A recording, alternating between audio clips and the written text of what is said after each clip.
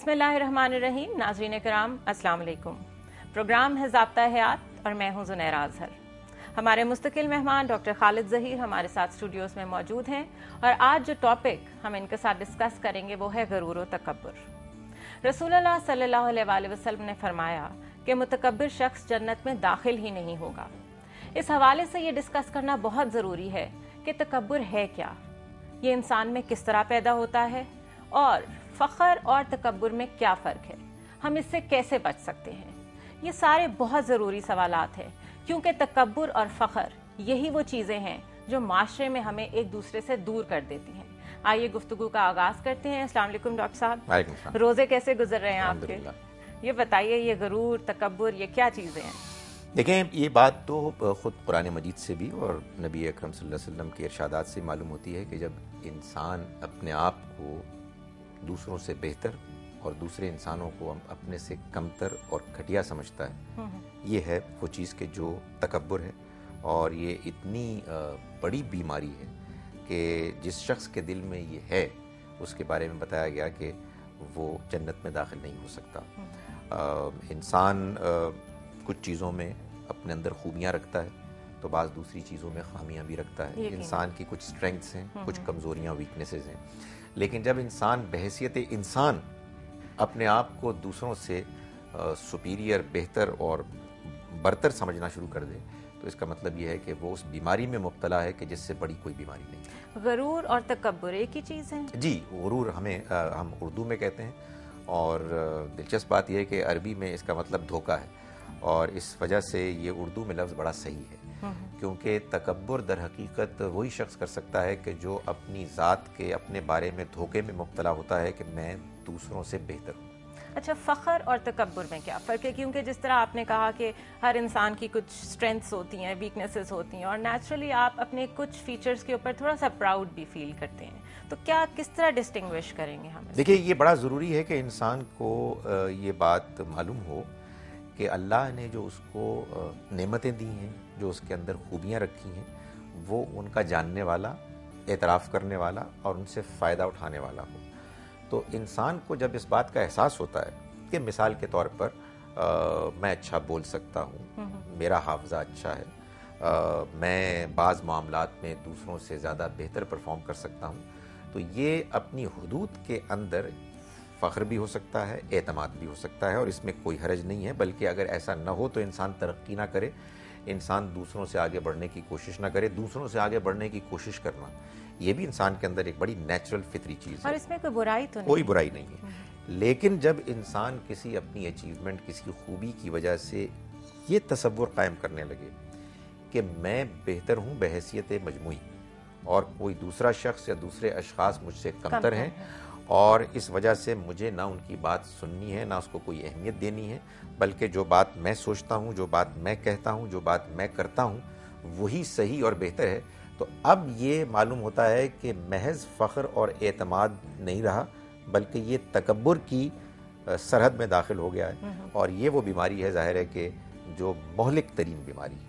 اس کی علامات کیا ہیں؟ ہم کس طرح ڈٹرمن کر سکتے ہیں کہ اب یہ وہ لیول آ گیا ہے جہاں پہ ہم تکبر میں مبتلا ہو رہے ہیں؟ اس کو ایک تو حدیث ہی میں بیان کیا گیا ہے کہ انسان جب متکبر ہوتا ہے تو وہ حق کو ٹھکرانے لگتا ہے. صحیح. میں تکبر میں خدا نخواستہ اگر مبتلا ہوں تو آپ کی طرف سے کسی بھی آئی ہوئی بات کو میں سننے کے لیے تیار نہیں ہوں گا، میں اس کو نفرت سے ٹھکرا دوں گا. میں یہ سوچوں گا کہ میں اس بات کو کیوں مانوں جبکہ یہ ایک ایسے شخص کی جانب سے آئی ہے کہ جو مجھ سے کمتر ہے. یہ افراد میں بھی ہوتا ہے، یہ بیماری اقوام میں بھی ہوتی ہے. جب کبھی لوگ یہ رویہ اختیار کرنے لگیں کہ ہم نے دوسرے کی بات نہیں سننی اور اس کو نہیں ماننا محض اس وجہ سے کہ یہ دوسرے بات کر رہے ہیں جو ہم سے کمتر ہیں اور ہم ان سے بہتر ہیں، تو اس کا مطلب یہ ہے کہ انسان کے اندر اور یا قوم کے اندر تکبر کی بیماری پیدا ہو گئی. بیماری کہا ہے ڈاکٹر صاحب نے تکبر کو، اور بہت خوبصورت بات کی ہے کہ یہ قوموں کے لیول پہ بھی ہوتا ہے، یہ پرسنل لیول پہ بھی ہوتا ہے، یہ معاشروں کے لیول پہ بھی ہوتا ہے. اسی بات کو ہم آگے بڑھائیں گے لیکن اس وقت ایک بریک لیں گے. ہمارے ساتھ رہیے گا.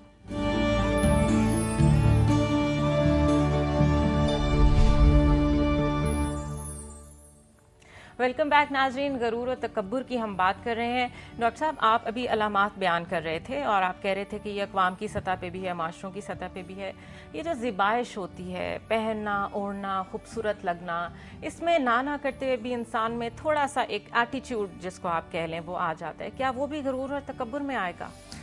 بڑی اہم بات ہے اور بڑی نازک بات ہے، اس کو سمجھنا چاہیے۔ دیکھیے، نبی اکرم صلی اللہ علیہ وسلم نے یہ بات بیان فرمائی کہ جس دل میں رائی کے دانے کے برابر بھی تکبر ہوگا وہ جنت میں داخل نہیں ہو سکے گا۔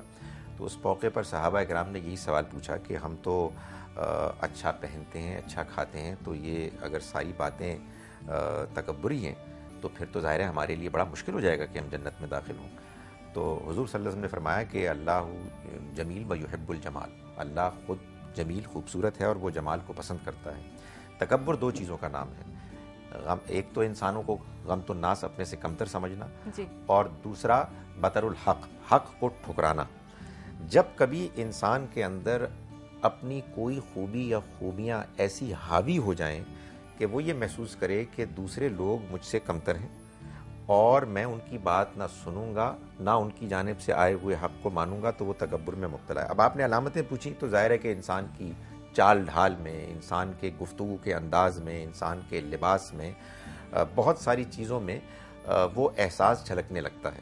ظاہر ہے کہ چونکہ یہ دل کی بیماری ہے، اس لیے یہ عین ممکن ہے کہ ایک شخص ایک خاص انداز سے گفتگو کر رہا ہو اور آپ کو یہ گمان ہو کہ وہ تکبر کر رہا ہے، حالانکہ اصل میں وہ محض اعتماد کا اظہار ہو۔ لیکن ہم کو یہ بتایا گیا ہے کہ ہم حتی الامکان کوشش کریں کہ وہ تمام طور طریقے کہ جو متکبر لوگ اختیار کرتے ہیں ہم اپنے آپ کو اس سے بھی بچائیں، کہ تاکہ کہیں ایسا نہ ہو کہ ان ظاہری علامتوں کے نتیجے میں بعد میں کسی موقع پر تکبر اپنی حقیقت میں ہمارے اندر داخل ہو جائے۔ کیا یہی وجہ ہے کہ جو کہا جاتا ہے کہ آپ اپنی چال میں تکبر نہ آنے دیں، آپ سر اٹھا کے نہ چلیں، آپ زمین کی طرف دیکھیں، لوگوں کے ساتھ سر جھکا کے ملیں، جھک کے ملیں؟ کیا ان علامات کو اپنے اوپر لاگو کرنا اس لیے ضروری ہے کہ کل کو ہم کہیں حقیقتاً تکبر کا شکار؟ قرآن مجید نے ان کو بار بار اس لیے بیان کیا ہے اور احادیث میں بھی ان کا ذکر اسی لیے آیا ہے کہ ایک جانب ہم تکبر سے بچیں اور دوسری جانب اللہ تعالیٰ اس کی الٹ جو صفت ہے، یعنی انکساری، عاجزی، ہمبلنس،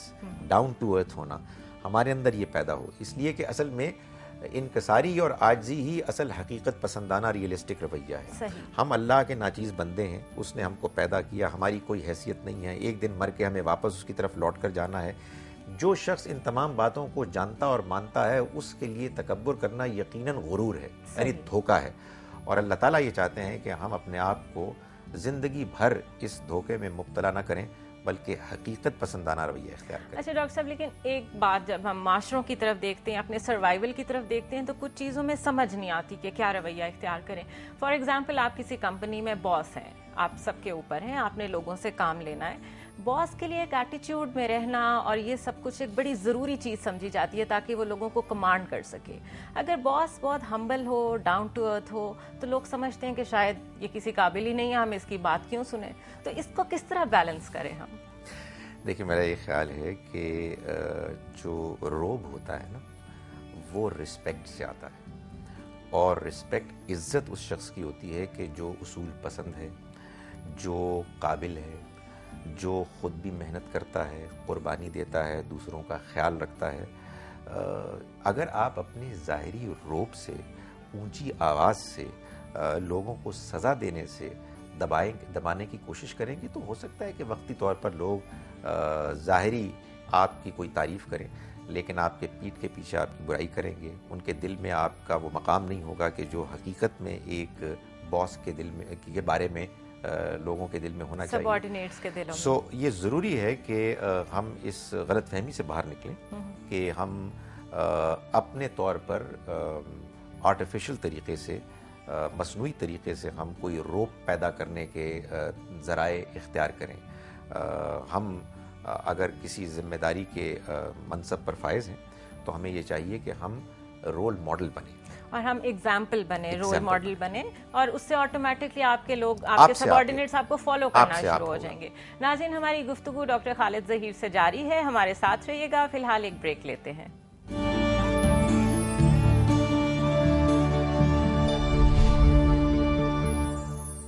ویلکم بیک ناظرین، گفتگو کا آغاز وہیں سے کرتے ہیں جہاں سے ہم نے سلسلہ توڑا تھا۔ ڈاکٹر صاحب ایک بڑا کامن سا کویسچن ہے جس کی طرف ہمارا ذہن نہیں جاتا. یہ گاڑیوں کے پیچھے لوگوں نے اپنی ذاتیں لکھنا شروع کر دی ہیں اور لوگوں نے اپنے شجرہ نسب کو بیان کرنے میں بڑا پرائیڈ لینا شروع کر دیا ہے, اور اب تو شادیاں بھی انہی بنیادوں پہ ہوتی ہیں. اچھے اچھے رشتے ٹھکرا دیے جاتے ہیں کیونکہ ذات پات سے لوگ باہر نکلنے کو تیار نہیں ہیں. کیا یہ بھی غرور اور تکبر ہے؟ دیکھیے, ابتدا میں تو یہ بیوقوفی ہے, لیکن یہ بیوقوفی بالآخر تکبر تک لے جا سکتی ہے. اس وجہ سے اس بیوقوفی سے بچنا چاہیے. آپ کا حق ہے کہ آپ اپنے بچوں کی شادی جہاں چاہیں کریں, جہاں آپ کا مزاج ملتا ہے, جہاں آپ محسوس کرتے ہیں کہ زیادہ موافقت ہوگی, لیکن آپ کسی رشتے کو ٹھکرائیں اس وجہ سے کہ آپ کے نزدیک وہ فرد, وہ خاندان یا وہ قبیلہ گھٹیا ہے, ظاہر ہے کہ یہ تکبر ہے. اسی طرح سے آپ اپنی گاڑیوں میں اپنا نام اس لیے لکھیں کہ آپ کے خیال میں آپ بہتر ہیں اور دوسرے کمتر ہیں, یہ یقیناً تکبر ہے. اس وجہ سے ہر وہ چیز کہ جو آپ کو نمایاں کرنے کا باعث بنے اس طرح سے کہ آپ اپنے آپ کو بہتر اور دوسروں کو کمتر سمجھ رہے ہیں, تو اس کو اوائڈ کرنا چاہیے. کہ اس کی وجہ یہ ہے کہ اس کے نتیجے میں آپ جلد یا بدیر تکبر کرنے والوں کے دائرے میں داخل ہو جائیں گے. تو ڈاکٹر صاحب, ہماری تو سوسائٹی بھری پڑی ہے, ہم نے تو کلاس سسٹم اس طرح بنا لیا ہوا ہے جس میں واضح طور پہ نچلے طبقے کو, بیچاروں کو یہ پتہ ہے کہ ہم کبھی بھی اوپر والوں کے قریب بھی نہیں جا سکتے. ہمارا نظام دیکھ لیں, پولیٹیکل سسٹم دیکھ لیں, بیوروکریسی دیکھ لیں. بحیثیت قوم, بحیثیت معاشرہ اور انسان ہونے کے ناطے تکبر سے کس طرح بچا جائے؟ دیکھیں, حقیقت یہ ہے کہ سب سے بڑی چیز تو اللہ کے ساتھ وہ تعلق ہے کہ جس کے بعد انسان یہ جانتا ہے کہ اللہ ہی سب سے بڑا ہے. صحیح. اور باقی سب اس کے بندے ہیں اور اس کی مخلوق ہے.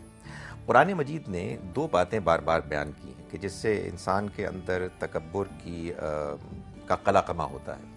ایک یہ کہ اللہ تعالیٰ نے بار بار بتایا ہے کہ تمہیں یہ معلوم ہے کہ تمہاری ابتدا کیسے ہوئی, تم ایک حقیر بوند سے تمہاری ابتدا ہوئی ہے, اور تم تمام انسانوں کا معاملہ بالکل ایسا ہی ہے. اس لیے کسی ایک انسان کو کسی دوسرے انسان کے اوپر سپیریورٹی اور فوقیت کا دعویٰ کرنے کا کوئی حق حاصل نہیں ہے. اور نبی پاک کے آخری خطبے میں بھی جو کہا گیا ہے کسی عربی کو اجمی پر, کسی کارے کو گورے پر کوئی سپیریورٹی, کوئی فوقیت نہیں ہے. اور اس کے باوجود ہمارے یہاں لوگ سمجھتے ہیں کہ مذہبی طور پر بعض لوگ بعض دوسروں سے سپیریئر ہیں محض ان کے خاندان کی وجہ سے, اور بڑے فخر سے بیان کرتے ہیں اور ان کے اندر بڑے جذبات ہوتے ہیں اس بات کو بیان کرتے ہوئے.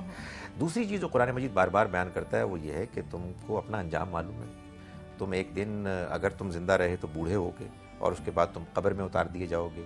وہی شخص کہ جو کچھ عرصے کے لیے اپنے اندر طاقت, توانائی, دولت, شہرت پا کر محسوس کرتا ہے کہ میں دوسروں سے بہتر ہوں, وہ احمق انسان یہ نہیں جانتا کہ کچھ دنوں کے بعد وہ ایک مٹی کا ڈھیر ہوگا اور اس میں اس کو دفن کر دیا جائے گا.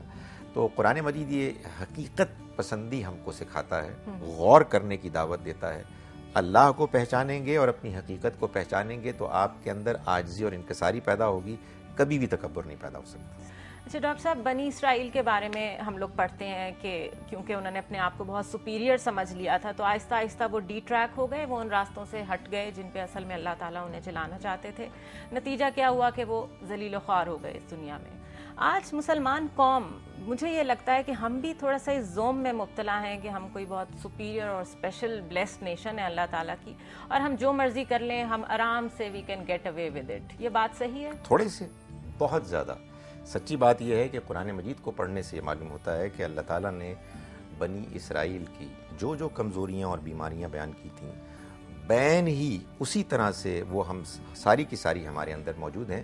اور بنی اسرائیل یقیناً تکبر میں مبتلا ایک قوم تھے. یہی وجہ ہے کہ انہوں نے نبی اکرم صلی اللہ علیہ وسلم کے پیغام کو سمجھنے کے باوجود, جاننے کے باوجود, قرآن مجید کہتا ہے کہ وہ آپ کو ایسے پہچانتے تھے جیسے اپنے بیٹوں کو پہچانتے ہیں, اس کے باوجود انہوں نے حق کو ٹھکرایا. اور اللہ معاف کرے, یہی معاملہ ہمارے ساتھ ہو گیا ہے. ہم کسی ایک مذہبی فرقے سے تعلق رکھتے ہیں اور ہماری آنکھیں بند ہو جاتی ہیں, ہم کسی دوسرے کی بات سننے کے لیے تیار نہیں ہوتے. آپ کو معلوم ہونا چاہیے کہ قرآن مجید میں اللہ تعالیٰ نے سورہ بقرہ میں جہاں بنی اسرائیل کو دعوت دی ہے, اس سے پہلے قصہ آدم و ابلیس کو بیان کیا ہے تمہیداً, بنی اسرائیل کو یہ بات سمجھانے کے لیے کہ دیکھو جیسے ابلیس نے آدم علیہ السلام کے سامنے سجدہ کرنے سے انکار کیا اللہ کے حکم کے باوجود, اس وجہ سے کہ اس کا کہنا یہ تھا کہ میں آگ سے پیدا ہوا اور یہ مٹی سے پیدا ہوئے ہیں اور میں ان سے بہتر ہوں.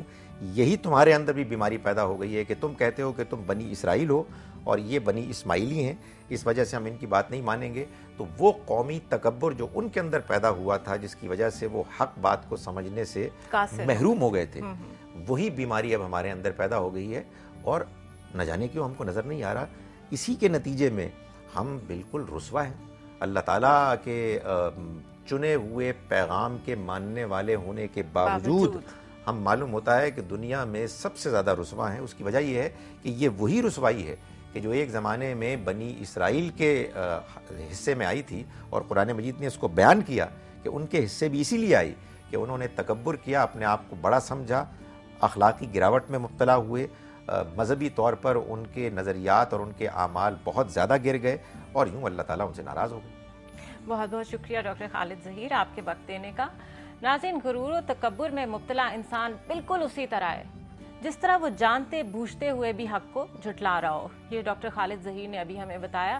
لہٰذا کوشش کیجئے اس رمضان میں اپنے رویوں میں تھوڑی سی ہمبلنس پیدا کریں, تھوڑا سا ڈاؤن ٹو ارتھ ہوں, اللہ تعالیٰ کی ذات کو پہچانیں اور خود کو دیکھیں. ہم مٹی سے بنے ہیں اور ہم نے مٹی میں جانا ہے, برتر صرف اس کی ذات ہے. ہمیں اجازت دیجیے. اللہ حافظ.